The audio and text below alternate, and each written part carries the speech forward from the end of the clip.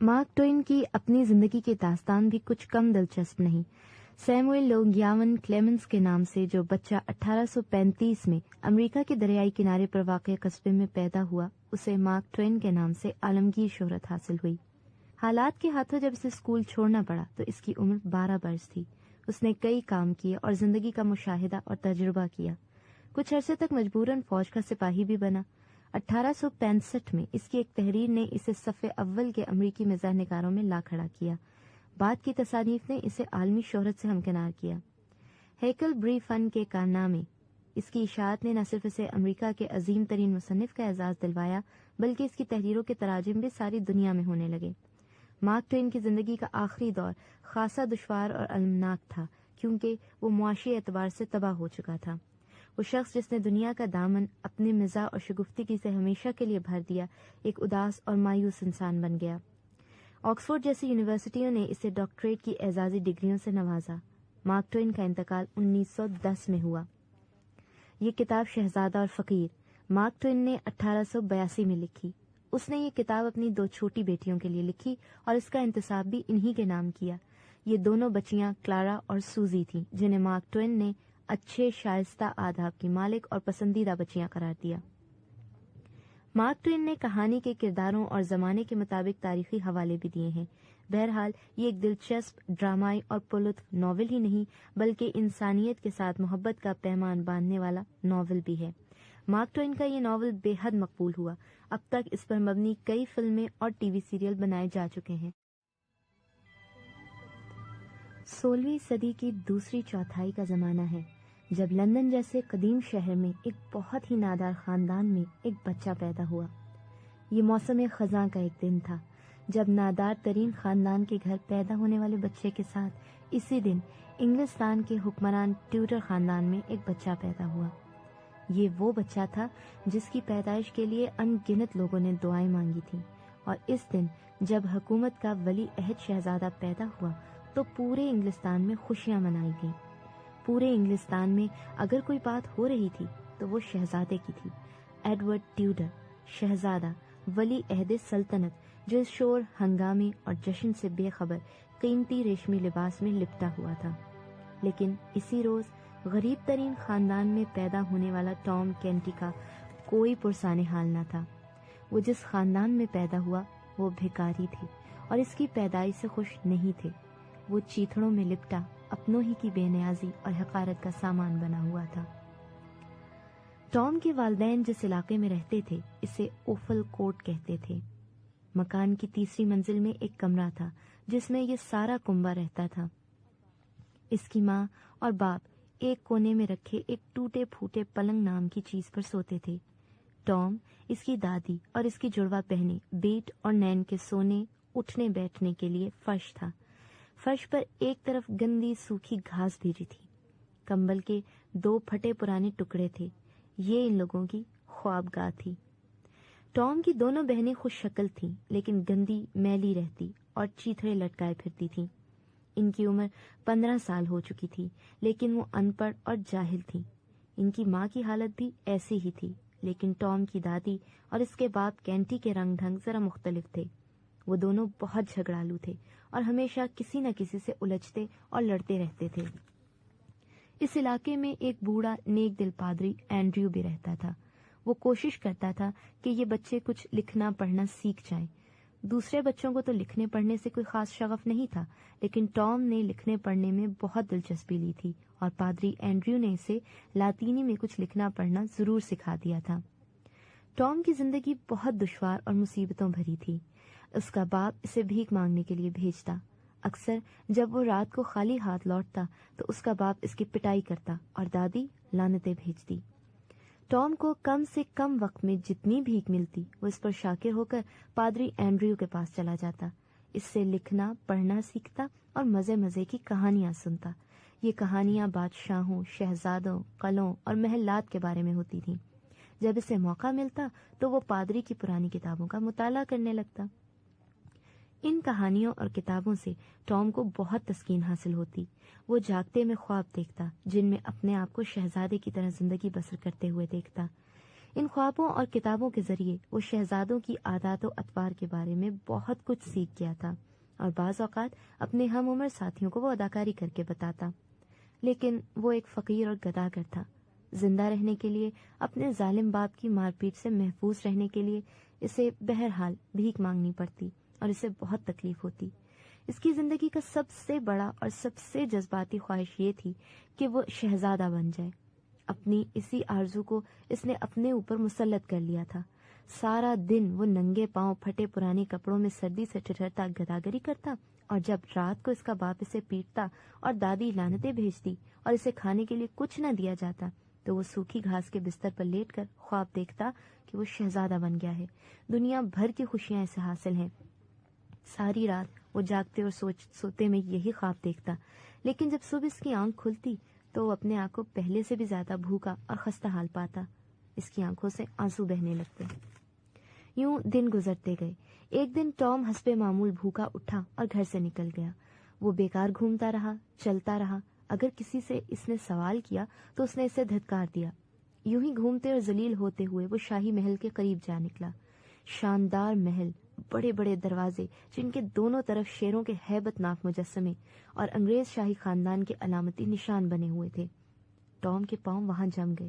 اس نے دل میں کہا، ہاں یہ وہ محل ہے جہاں بادشاہ رہتا ہے، زندہ سلامت بادشاہ. شاہی محل کے شاندار دروازے کے ساتھ شاہی محافظ شاہی وردی پہنے کھڑے تھے. کئی بڑے بڑے لارڈز اندر جا رہے تھے اور باہر آ رہے تھے. بے اختیار ہو کر وہ بھی دروازے کی طرف بڑھا. دم سادے اشتیاق سے وہ آگے بڑھتا رہا. وہ اپنے خیالوں میں اتنا گم تھا کہ اسے اس وقت ہوش آیا جب کسی نے اسے انتہائی کھردرے انداز میں غصے سے اٹھا کر لوگوں کے اوپر سے ایک طرف پھینک دیا. وہ لوگ جو تماشا دیکھ رہے تھے وہ کہکہے لگانے لگے. شاہی محافظ چیخ رہے تھے، گداگر، فقیر، کہاں گھسے جا رہے تھے. عین اسی وقت ولی عہد شہزادہ محل کے اندر خوبصورت باغ میں کھیل رہا تھا. اس کے ملازم اس کے اشاروں پر کام کر رہے تھے. اس نے شاندار لباس پہن رکھا تھا. شہزادے کو اپنے ہم عمر لڑکے کے ساتھ محافظوں کا یہ سلوک پسند نہ آیا. وہ بھاگتا ہوا بڑے گیٹ کی طرف آیا تو محافظ چوکس ہو گئے اور باہر کھڑے لوگ نعرے لگانے لگے، شہزادہ زندہ باد، شہزادہ زندہ باد. اور شہزادے نے حکم دیا، گیٹ کھول دو اور اسے اندر لے آؤ. حکم کی فوراً تعمیل ہوئی اور ٹام کو شہزادہ ایڈورڈ کے سامنے پیش کر دیا گیا. شہزادہ ایڈورڈ نے ایک نگاہ میں اس کا جائزہ لیا اور کہا، تم بھوکے اور تھکے ہوئے لگتے ہو، تمہارے ساتھ اچھا سلوک بھی نہیں ہوا، آؤ میرے ساتھ آؤ. کئی محافظ آگے بڑھے. شہزادہ ایڈورڈ نے ہاتھ ہلا کر انہیں پیچھے ہٹنے کا حکم دیا. وہ ایک طرف ہو گئے اور شہزادہ ٹام کو اپنے ساتھ لے کر محل کے اندر آ گیا، جس کی ایک ایک چیز اور شان و شوکت دیکھ کر ٹام حیرت زدہ ہو رہا تھا. تمہارا نام کیا ہے؟ جناب ٹام کینٹی. کہاں رہتے ہو؟ ٹام نے اپنا پتہ بتایا تو شہزادہ ایڈورڈ نے پوچھا، کیا تمہارے والدین ہیں؟ ہاں جناب، میرا والد بہت ظالم ہے اور دادی بھی. میری 2 بہنیں بھی ہیں اور ماں بھی. شہزادے نے کہا، ظالم باپ اور دادی؟ ہاں جناب، وہ مجھے بہت پیٹتے ہیں. دادی بھی اور والد بھی بے حد پیٹتے ہیں. شہزادے کو غصہ آ گیا. ہم انہیں سزا دیں گے. تمہاری ماں کا سلوک کیسا ہے؟ جناب وہ بہت نیک اور رحم دل ہے. میری 2 بہنیں بھی بہت اچھی ہیں. کیا عمر ہے ان کی؟ 15 برس جناب. میری بہن لیڈی الزبتھ کی عمر 14 برس ہے اور میری کزن لیڈی جین کی عمر میرے جتنی ہے. وہ دونوں نوکروں کو بہت تنگ کرتی ہیں. شہزادے نے کہا. ٹام نے کہا، جناب ہمارے ہاں نوکر نہیں، اس لیے وہ کسی کو تنگ نہیں کرتی ہیں. شہزادہ ایڈورڈ نے حیرت سے کہا، تمہارے گھر میں نوکر نہیں؟ ٹام نے کہا، جی ہم سب کام کاج خود کرتے ہیں. شہزادے نے کہا، تم اچھی گفتگو کرتے ہو، کیا تم پڑھے لکھے ہو؟ ٹام نے جواب دیا، جناب مجھے علم نہیں کہ میں پڑھا لکھا ہوں یا نہیں. مہربان پادری اینڈریو نے مجھے کچھ لکھنا پڑھنا سکھایا ہے. لاطینی جانتے ہو؟ تھوڑی سی جناب. اچھا، تو تمہاری زندگی کیسے گزرتی ہے؟ شہزادے نے پوچھا. بھوک، سردی اور بچوں کے ساتھ کھیل کود. ہم بہت کھیلتے ہیں، خوب گھومتے ہیں. شہزادے کی آنکھیں چمکنے لگیں. اور بتاؤ؟ جناب ہم دوڑیں لگاتے ہیں کہ سب سے تیز کون دوڑتا ہے. شہزادے نے کہا، واہ یہ تو مجھے بہت پسند ہے.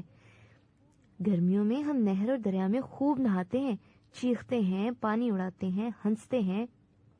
میرا دل بھی چاہتا ہے کہ میں بھی کم از کم ایک بار تو ایسے ہی کھیلوں، آزادی سے گھوموں پھروں، نہر اور دریا میں نہاؤں. ٹام نے کہا جناب ہم خوب ناچتے ہیں، مٹی سے کھیلتے ہیں، کیچڑ کی پیسٹریاں بناتے ہیں۔ شہزادے کے دل میں ہلچل مچی ہوئی تھی۔ اس نے کہا بس بس، کیا ایسا نہیں ہو سکتا کہ ایک بار میں تمہاری دنیا میں چلا جاؤں، تمہاری طرح گھوموں پھروں، آزادی سے اس محل کی چار دیواری سے باہر نکل جاؤں، بس ایک بار ایک بار۔ پھر شہزادے کو عجب سوجی۔ اس نے ٹام سے کہا کہ وہ اپنا لباس اسے دے دے۔ تھوڑی دیر کے بعد شہزادہ ایڈورڈ چیتھڑے پہنے ہوئے تھا اور ٹام نے اس کا شاہی لباس پہن رکھا تھا۔ وہ دونوں کمرے میں موجود شاندار قد آدم آئینے کے سامنے کھڑے ہو گئے۔ حیرت سے انہوں نے پہلے ایک دوسرے کی طرف دیکھا اور پھر آئینے میں۔ وہ بہت پریشان اور حیران دکھائی دے رہے تھے۔ شہزادے نے جو چیتھڑے پہنے ہوئے تھے کہا تمہارے بال میرے جیسے ہیں، میری جیسی آنکھیں، میری جیسی آواز، ایک سا قد اور ایک سے خد و خال۔ کوئی بھی دیکھ کر یہ نہیں کہہ سکتا کہ ہم دونوں میں سے کون کون ہے۔ بس اب تم میری جگہ لو اور میں تمہاری جگہ لیتا ہوں۔ یاد رکھو کہ یہ عارضی بات ہے، میں واپس آ جاؤں گا جلد ہی، ایک یا آدھ دن میں۔ اچانک شہزادے کی نظر میز پر رکھی ایک سرکاری شاہی مہر پر پڑی۔ اس نے اسے جلدی سے اٹھایا اور اسے ایک محفوظ جگہ رکھ کر کہا جب تک میں واپس نہیں آتا تم میرا یہاں شہزادہ بن کر انتظار کرو۔ اس سے پہلے کہ ٹام کچھ کہہ سکتا، شہزادہ چیتھڑے لہراتا بھاگا اور کمرے سے نکل گیا۔ شاہی گیٹ کی سلاخوں کو پکڑ کر اس نے محافظ کو حکم دیا دروازہ کھول دو۔ محافظ نے دروازہ کھول دیا۔ اسے کیا معلوم تھا یہ شہزادہ ہے؟ اس نے ایڈورڈ کے کان کھینچے، پھر اسے اٹھا کر دور پھینک دیا۔ باہر کھڑا ہجوم پھر کہہ لگانے لگا۔ شہزادے نے چیخ کر کہا بدتمیز احمقو، تم اپنے شہزادے پہ ہنس رہے ہو، میں مزہ چکھا دوں گا۔ لوگوں کے کہے اور اونچے ہو گئے۔ کچھ لوگ اس کے پیچھے لگ گئے اور اس کا مذاق اڑانے لگے۔ بہت دور تک لوگ اس کا پیچھا کرتے اس کا مذاق اڑاتے رہے۔ شہزادہ ننگے پاؤں تھا، اس کے پیروں سے خون بہنے لگا تھا۔ گندے بچوں کے ہجوم میں جو اوٹ پٹانگ کھیل میں مصروف تھے، شہزادہ ایڈورڈ کو نیا تجربہ ہوا۔ کوئی اسے اپنے ساتھ کھلانے کے لیے تیار ہی نہ تھا۔ جب اس نے انہیں بتایا کہ وہ شہزادہ اور ولی عہد ہے تو وہ اس کا مذاق اڑانے لگے۔ کچھ لڑکوں نے تو اسے گھسیٹ کر زمین پر گرا دیا اور اچھی خاصی ٹھکائی کر دی۔ کئی جگہ پر اس کے ساتھ ایسا ہی ہوا۔ شہزادہ ایڈورڈ کا جسم زخمی ہو گیا تھا، وہ کیچڑ میں لت پت ہو گیا تھا۔ سردی بھی پڑ گئی تھی اور جب شام ہوئی تو بوندا باندی ہونے لگی۔ شہزادے نے سوچا اب اسے آرام اور پناہ کی ضرورت ہے، اور یہ پناہ اسے ٹام کے گھر ہی مل سکتی ہے، کیونکہ یہی ایک ٹھکانہ تھا جس کا اسے نام آتا تھا۔ وہ چلتا رہا، گھسٹتا رہا، گندی تنگ و تاریک خمدار گلیوں میں چلتا رہا۔ ہر طرف غربت تھی اور بدبو۔ پھر اچانک کسی کے کھردرے سخت ہاتھوں نے اسے گریبان سے پکڑ کر جھنجھوڑ دیا۔ رات کے اس وقت واپس آئے ہو اور خالی ہاتھ؟ اگر آج میں نے تمہاری ہڈی پسلی ایک نہ کر دی تو میرا نام بھی کینٹی نہیں۔ زور لگا کر شہزادے نے اپنا گریبان چھڑایا اور کینٹی کو دیکھ کر بولا اچھا تو تم اس کے باپ ہو؟ کینٹی نے دھاڑتے ہوئے کہا اس کا باپ؟ کیا مطلب؟ میں تمہارا باپ ہوں۔ ذرا گھر چلو پھر مزہ چکھاتا ہوں۔ میری بات دھیان سے سنو، میں پہلے ہی زخمی ہوں، مجھے میرے والد بادشاہ معظم کے پاس لے چلو، وہ تمہیں دولت مند بنا دے گا۔ میری بات پر یقین کرو، ہاں میں جھوٹ نہیں بول رہا، میں واقعی ولی عہد ہوں۔ کینٹی نے اسے غور سے دیکھا، کچھ حیران ہوا، پھر اسے کالر سے پکڑ کر جھنجھوڑتے ہوئے کہنے لگا اچھا تو تم پاگل بن رہے ہو یا مجھے بنا رہے ہو؟ جو بھی ہو تھوڑی دیر کی بات ہے، تمہاری دادی اور میں دونوں پہچان لیں گے کہ تم کون ہو۔ یہ کہتے ہوئے وہ شہزادہ ایڈورڈ کو گھسیٹتے ہوئے لے گیا۔ شہزادے کا تو پہلے ہی برا حال تھا، اب وہ مزاحمت بھی نہیں کر سکتا تھا۔ وہ اسے گھسیٹتا گیا، لوگ اسے دیکھتے کہے لگاتے۔ ایڈورڈ کا بہت برا حال ہو رہا تھا۔ ادھر شہزادہ ایڈورڈ جب چلا گیا تو ٹام اکیلا رہ گیا۔ اچانک اسے خیال آیا کہ شہزادے کو گئے کافی دیر ہو گئی ہے، اگر کسی کو معلوم ہو گیا کہ میں ایک فقیر ہوں تو؟ وہ گھبرا کر ٹہلنے لگا۔ اچانک دروازہ کھلا، پہلے 6 سپاہی اور پھر ان کے پیچھے 2 ملازم لڑکے اندر داخل ہوئے۔ انہوں نے سلام کیا۔ ایک خادم نے اعلان کیا لیڈی جین تشریف لاتی ہیں۔ ٹام کو یاد آ گیا کہ شہزادہ ایڈورڈ نے اسے بتایا تھا کہ لیڈی جین اس کی کزن ہے۔ سپاہی باہر چلے گئے اور لیڈی جین شاندار لباس پہنے اندر داخل ہوئی۔ اس نے گھٹنوں کے بل جھک کر ٹام کو سلام کیا اور پھر یکدم پریشان لہجے میں پوچھنے لگی مائی لارڈ، کیا آپ کی طبیعت ناساز ہے؟ ٹام کا جی چاہا کہ وہ بتا دے کہ وہ تو ایک فقیر ہے اور فقیر کینٹی کا بیٹا ہے۔ مجھ پر رحم کرو، میں شہزادہ ایڈورڈ نہیں ہوں۔ پھر وہ بے اختیار لیڈی جین کے سامنے گھٹنوں کے بل جھک گیا۔ لیڈی جین حیران رہ گئی کہ آداب کے خلاف ولی عہد اس کے سامنے جھک رہا ہے۔ وہ چیخی ولی عہد آپ اور میرے سامنے گھٹنوں کے بل جھک رہے ہیں؟ اوہ میرے خدا! اور پھر وہ حیران پریشان وہاں سے بھاگ نکلی۔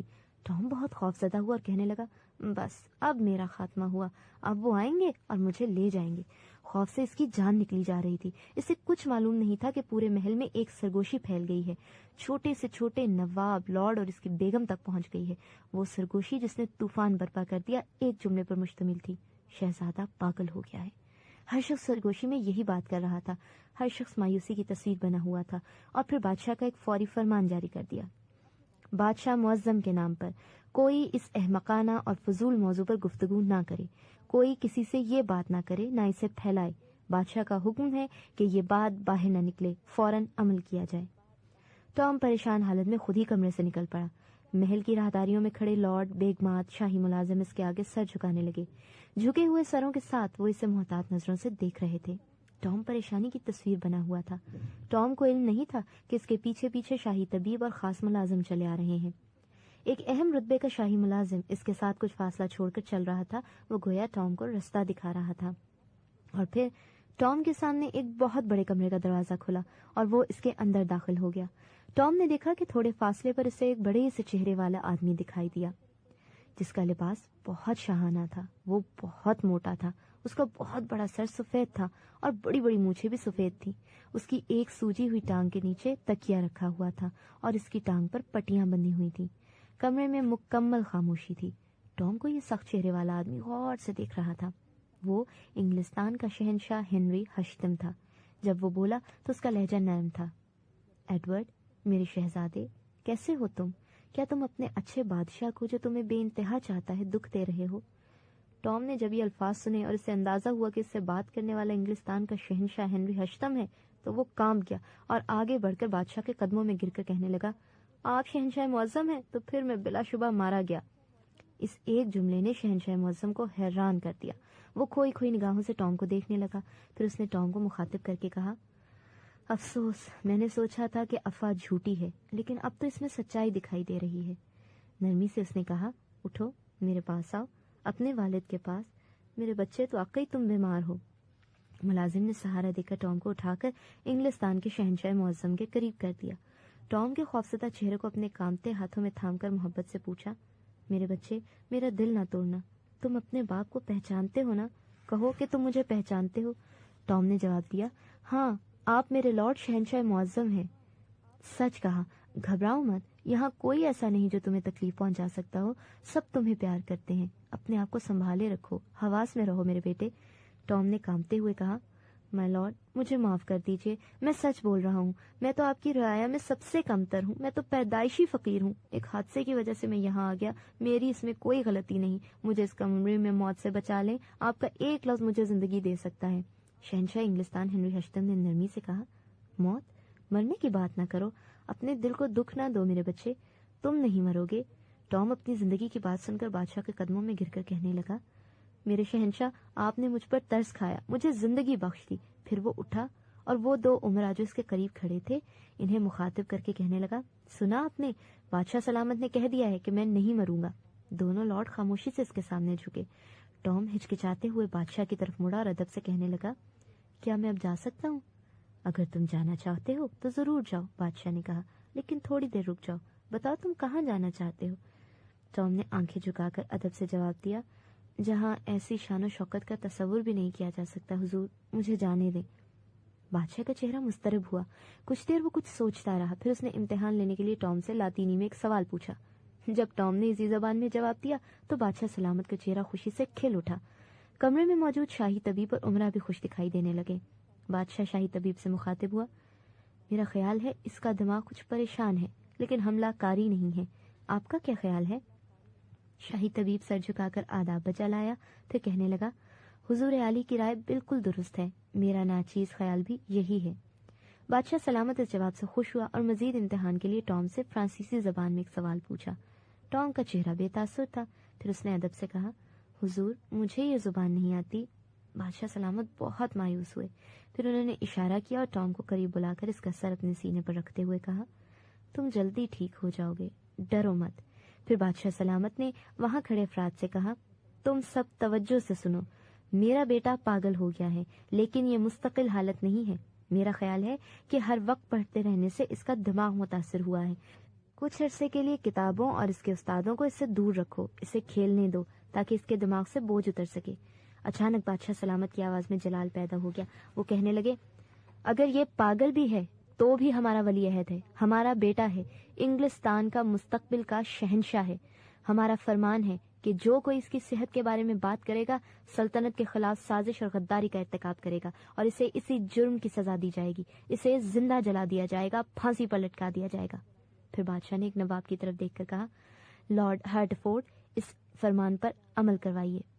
لارڈ ہرٹفورڈ بادشاہ کے سامنے جھکا اور کہا، بادشاہ سلامت کا فرمان پورا ہوگا۔ بادشاہ سلامت نے بوکھلائے ہوئے خوفزدہ ٹام کو پیار کیا، اسے تسلیاں دی، اسے کھیل کود میں جی لگانے کا مشورہ دیا، پھر کہا، اپنے انکل لارڈ ہرٹفورڈ کے ساتھ جاؤ، وہ تمہارا پورا خیال رکھیں گے۔ ٹام نے ادب سے سلام کیا اور چل دیا۔ لارڈ ہرٹفورڈ نے اسے بتایا کہ بادشاہ سلامت کا حکم ہے کہ جہاں تک اس کے بس میں ہو وہ اپنی ذہنی حالت پر قابو پائے اور کسی پر اس کو ظاہر نہ ہونے دے، اپنے وقار کو بلند رکھے، اپنی یادداشت کو کرے دے۔ بادشاہ سلامت اس کی مکمل صحت یابی کے لیے دعا گو ہیں۔ ٹام کی جان شدید مصیبت میں پھنس گئی تھی۔ وہ مجبور تھا کہ بادشاہ سلامت کے احکام کی تعمیل کرے، لیکن وہ شہزادہ نہیں تھا، کچھ بھی تو نہیں جانتا تھا، اس لیے اس سے پے در پہ غلطیاں بھی ہو رہی تھی، اور لارڈ ہرٹفورڈ پوری کوشش کرتا تھا کہ ان غلطیوں پر کسی طرح پردہ ڈال دے۔ لارڈ ہرٹفورڈ نے اسے مشورہ دیا کہ وہ ولی عہد ہے، اس لیے اگر وہ کسی شخص سے ملنا نہیں چاہتا تو اسے شرف بارابی بخشنے سے انکار کر سکتا ہے، تاکہ شہزادے کی ذہنی اور ظاہری حالت کم سے کم لوگوں پر ظاہر ہو۔ اسی روز جب ٹام کو پہلی بار شاہی کھانا کھانے کا اتفاق ہوا تو اس کے لیے اپنے آپ کو سنبھالنا مشکل ہو گیا۔ ایسی شان و شوکت، چاندی اور سونے کے ایسے برتن، ایسے لذیذ خوش رنگ مہنگے شاہی کھانوں کا تو وہ تصور بھی نہیں کر سکتا تھا۔ درجنوں ملازم اس اکیلے کو کھانا کھلانے پر مامور تھے۔ کئی بار اس کے منہ سے لقمہ گرا، کئی بار کھانے کی کوئی چیز میز یا لباس پر گر گئی، لیکن کسی نے اعتراض نہ کیا، نہ ہی ایسی نظروں سے دیکھا کہ ٹام کو شک ہو کہ اس کا مذاق اڑایا جا رہا ہے۔ کیسے کیسے کھانے تھے، کیسی کیسی سوغاتیں تھیں۔ پہلے تو وہ جھجکتا رہا، پھر بے تکلفی سے کھاتا چلا گیا۔ جب کھانا ختم ہوا تو ایک شاہی ملازم اس کے سامنے ایک بڑا کھلے منہ والا سونے کا برتن لے کر آیا جس میں خوشبودار پانی تھا۔ اس کے پیچھے ایک تولیہ بردار خادم کھڑا تھا۔ یہ پانی منہ صاف کرنے اور ہاتھ دھونے کے لیے تھا، لیکن بیچارے ٹام کو اس کی کیا خبر تھی۔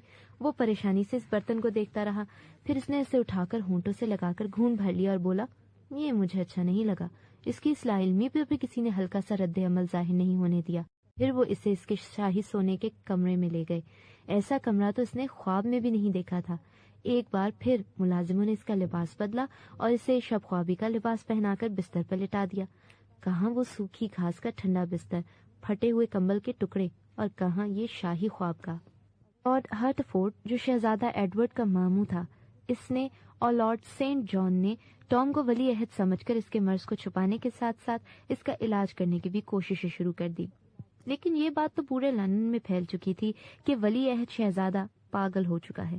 ظاہر ہے کہ بہت سے لوگ اس پر یقین بھی کرنے لگے تھے، اس لیے یہ پوری کوشش کی جاتی تھی کہ محل میں آنے والے امراء، نوابوں اور اہم افراد کو شہزادے کی بیماری کا یقین نہ ہو۔ پھر ایک مشکل یہ تھی کہ لندن شہر کے معزز افراد نے ایک خاص دعوت کا اہتمام کر رکھا تھا۔ چونکہ بادشاہ سلامت ہنری ہشتم بیماری کی وجہ سے معذور ہو چکا تھا، اس لیے اس خاص دعوت میں ولی عہد شہزادہ ایڈورڈ نے مہمان خصوصی کی حیثیت سے شرکت کرنی تھی۔ بادشاہ سلامت کی یہ آرزو تھی کہ اس دعوت میں شہزادہ کا رویہ اور اطوار ایسے ہوں کہ لوگوں کے دلوں میں اس کے پاگل کے پن کے بارے میں جو باتیں پھیلی ہوئی ہیں وہ دم توڑ جائیں۔ لارڈ ہرٹفورڈ اور لارڈ سینٹ جان بطور خاص اس تقریب کے لیے ٹام کو تیار کر رہے تھے۔ وہ اس تقریب میں جو لندن کے گلڈ ہال میں منعقد ہونے والی تھی کوئی ایسی غلطی نہ کر بیٹھے کہ جس سے لوگوں کو یہ پختہ یقین ہو کہ ولی عہد پاگل ہو گیا ہے۔ جہاں گلڈ ہال میں شہزادے کی آمد کے سلسلے میں شاندار تیاریاں ہو رہی تھی، وہاں ٹام کو بھی دن رات تیار کیا جا رہا تھا۔ ٹام اب بے حد مجبور ہو چکا تھا۔ اصلی شہزادہ ابھی تک واپس نہیں آیا تھا، اس لیے اس نے نیک دلی سے یہ ارادہ کر لیا کہ اسے جو کہا جائے گا وہ اس کی تعمیل کرے گا۔ اچانک بادشاہ سلامت ہنری ہشتم کی آنکھ کھل گئی۔ اس نے بڑبڑاتے ہوئے اپنے آپ سے کہا، پریشان کرنے والے خواب آتے ہیں، نیند میں بھی سکون نہیں ملتا، لیکن میں اس وقت تک نہیں مروں گا جب تک وہ مجھ سے پہلے نہیں مر جاتا۔ اسے بیدار دیکھ کر ملازم خاص نے عرض کی کہ وزیر خاص ملاقات کے خواہاں ہیں۔ ہنری ہشتم نے حکم دیا کہ اسے فوراً اندر لایا جائے۔ لارڈ نارفوک ہنری ہشتم کے عزیزوں میں سے تھا۔ اگر اس کا اکلوتا بیٹا ولی عہد شہزادہ ایڈورڈ مر جائے تو لارڈ نارفولک ہی بادشاہ بنتا۔ لارڈ نارفولک پر بادشاہ کو شبہ تھا کہ وہ اس کے خلاف بغاوت کر رہا ہے، خطرناک سازش کر رہا ہے، اس لیے اس نے اسے زندان میں ڈال رکھا تھا۔ اس کے بارے میں اس کی آرزو تھی کہ وہ اس سے پہلے دنیا سے اٹھ جائے۔ اس نے ہی وزیر خاص کو حکم دیا تھا کہ وہ پارلیمنٹ سے لارڈ نارفولک کی موت کا پروانہ حاصل کرے اور پارلیمنٹ کو بتائے کہ یہ بادشاہ سلامت کی خواہش ہے۔ وزیر خاص نے حاضر ہو کر جھک کر سلام کیا اور پھر بادشاہ سلامت کو اطلاع دی کہ اس نے پارلیمنٹ کو رضامند کر لیا ہے کہ وہ لارڈ نارفولک کو غدار قرار دے کر موت کی سزا سنا دے۔ یہ خبر سن کر بادشاہ کا چہرہ کھل گیا۔ قاعدے کے مطابق ایسا جو فیصلہ پارلیمنٹ کرتی تھی اس کی تصدیق بادشاہ اپنی شاہی مہر لگا کر کرتا تھا۔ ہنری ہشتم نے کہا، میں خود پارلیمنٹ جا کر اس فیصلے پر شاہی مہر لگاؤں گا۔ لیکن فوراً اسے اپنی معذوری کا خیال آیا کہ وہ تو چل پھر ہی نہیں سکتا۔ اس نے اپنے خوبصورت قیمتی ریشمی تکیوں کا سہارا لے کر اپنے آپ کو تھوڑا سا اوپر اٹھاتے ہوئے کہا، افسوس، میری کتنی خواہش تھی کہ میں پارلیمنٹ جا کر خود اس فیصلے پر مہر لگاتا، لیکن میری بیماری اور معذوری میری اس خواہش کی راہ میں رکاوٹ بن گئی ہے۔ خیر، تم ایسا کرو کہ چند بہت اہم ارکان پارلیمنٹ کے ساتھ دستاویز تیار کر کے ان کے سامنے اس پر شاہی مہر ثبت کر دو۔ یہ کام جلدی ہونا چاہیے، بہت جلدی، تاکہ اسے جلد سے جلد انجام تک پہنچایا جائے۔ وزیر خاص نے عرض کی، حکم کی تعمیل ہوگی، وہ مہر مجھے دے دی جائے۔ بادشاہ نے غصے سے کہا، کیا کہہ رہے ہو؟ وہ مہر تو تمہاری تحویل میں رہتی ہے۔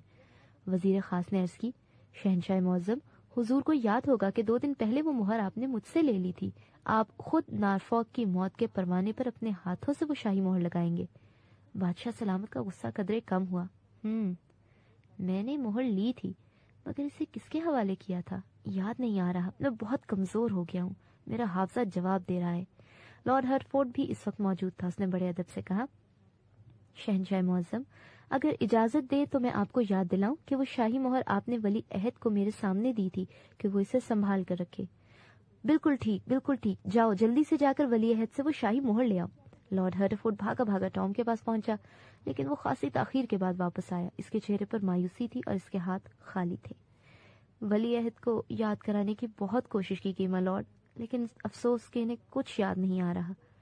بادشاہ سلامت کا چہرہ پہلے تیش سے سرخ ہوا، پھر آہستہ آہستہ چہرے پر نرمی دکھائی دی اور کہا، اب ہمیں انتظار کرنا ہوگا، مہر لگائے بغیر نارفولک کی موت کی سزا نہیں دی جا سکتی۔ ابھی کچھ روز اسے اور زندہ میں رکھو۔ کینٹی شہزادے کو اپنا بیٹا ٹام سمجھتے ہوئے گھسیٹتا ہوا اپنے کمرے میں لے آیا۔ شہزادے نے اپنے آپ کو دنیا کے سب سے گندے اور بدحال کمرے میں پایا۔ اس نے 2 لڑکیوں اور ایک ادھیڑ عمر عورت کو دیکھا تو فوراً سمجھ گیا کہ یہ ٹام کی بہنیں اور اس کی ماں ہے۔ پھر اس نے بوڑھی جھڑوس عورت کو دیکھا جو ٹام کی دادی تھی۔ کینٹی نے اسے فرش پر گراتے ہوئے کہا، اب کہو تم کون ہو؟ شہزادے کا زخمی جسم درد کر رہا تھا، خون رس رہا تھا۔ اس نے جواب دیا، تم انتہائی ظالم اور بد اخلاق شخص ہو۔ میں تمہیں پہلے ہی بتا چکا ہوں اور پھر بتاتا ہوں، میں شہزادہ ایڈورڈ انگلستان کا ولی عہد ہوں۔ اس کے ساتھ ہی ٹام کی دادی اور اس کے باپ نے اس پر مکوں، گھونسوں اور لاتوں کی بارش کر دی۔ ٹام کی ماں بھاگ کر آئی اور اسے اپنے ساتھ چمٹا لیا، وہ بھی اسے مارنے لگے۔ بیچاری عورت کہہ رہی تھی، ہائے میرا بیٹا، مظلوم بیٹا، دیکھا میں نہ کہتی تھی کہ زیادہ پڑھا نہ کرو، ان کتابوں کے اثر سے تمہارا دماغ چل گیا ہے۔ شدید درد و تکلیف کے باوجود شہزادے نے ٹام کی ماں سے کہا، تمہارا بیٹا بالکل ٹھیک ہے، وہ محل میں ہے اور میرے والد شہنشاہ معظم میری واپسی کے بعد اسے انعام سے نوازیں گے۔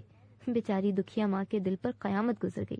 اسے یقین ہو گیا کہ اس کا ٹام پاگل ہو گیا ہے، اسی لیے تو اپنے آپ کو بادشاہ کا بیٹا بتا رہا ہے۔ بیٹے ہوش میں آؤ، خدا کے لیے، تمہاری ماں کا کلیجہ پھٹ جائے گا جس نے تمہیں جنم دیا اور جو تم سے محبت کرتی ہے۔